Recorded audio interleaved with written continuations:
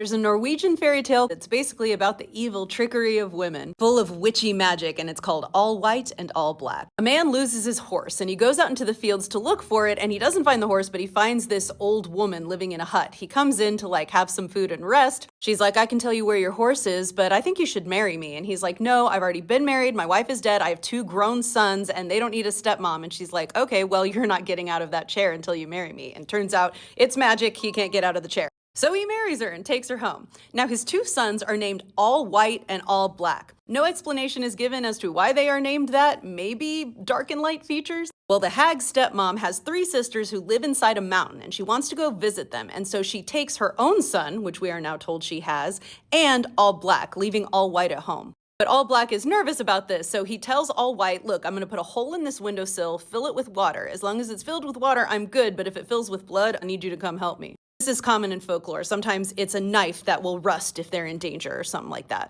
They come to the mountain of the first sister, and All Black, before they lay down in bed, says, hey, I am just made differently. When I sleep, my eyes stay open, and when my eyes are closed, I'm awake. And so he lays there with his eyes open, and they all think he's asleep. The witch's sister says, how's married life? And the witch is like, well, actually, I wish I could kill both of my stepsons. I love my son, of course. So the sister's like, oh, we can get rid of the one that you have with you. I have a wild pig. We'll ask him to go butcher it, and the pig will kill him. And she's like, sounds great. But All Black has heard this, so when they send him to go after the pig, he's ready with his sword, he cuts off the pig's head, he butchers it, it's all good. They travel to the next mountain, and the same thing happens. The sister's like, let's kill him by having him try to butcher this ox that I have that's really dangerous. But of course he listens, and he's able to kill the ox instead of the ox killing him. The third sister's like, I'll sprinkle a jar of venom on him while he's asleep. But he's not really asleep, his eyes are open, and he gets up and knocks over the venom, and it lands on her and kills her. They then come to a kingdom where the king's daughter has been kidnapped by trolls, and anyone who can rescue her gets to marry her. And so All White's like, I'm gonna go, and the stepmom's like, well, take my son with you too.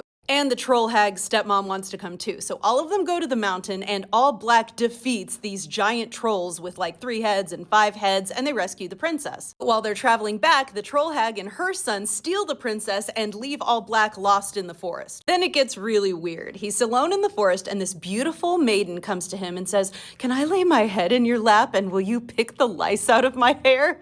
So hot, but he says yes. She says, pull a hair out of my head and wind it around your horse. It'll look pretty. And so he does, and she also gets him to wind her hair around his sword and his hound. Well, then she suddenly transforms into this hideous giant woman, and it's the troll hag from earlier, his stepmom. Calls for his horse and his hound and his sword to come to his aid, and she just says, my hair holds well. Because of the magic, they're bound now. So he can't move, and she kills him and his horse and his hound. Well, back home, the windowsill hole fills with blood, so All White knows he needs to go rescue his brother. He's out in the forest, the same beautiful maiden shows up and says, pick the lice out of my hair, tells him to take the hairs and wind them around his horse and his sword, etc. He only pretends to do what she says and actually burns the hairs. Each time he burns the hairs, she's like, what smells so bad? And he's like, there's lots of smells in the forest. But once she thinks she's trapped him, she grows and turns into the evil hag's stepmom, and he's like, horse and everything, come to my aid. And she says, my hair holds well. And he says, your hair has been burnt up in a fire. And he hacks her to pieces and kills her.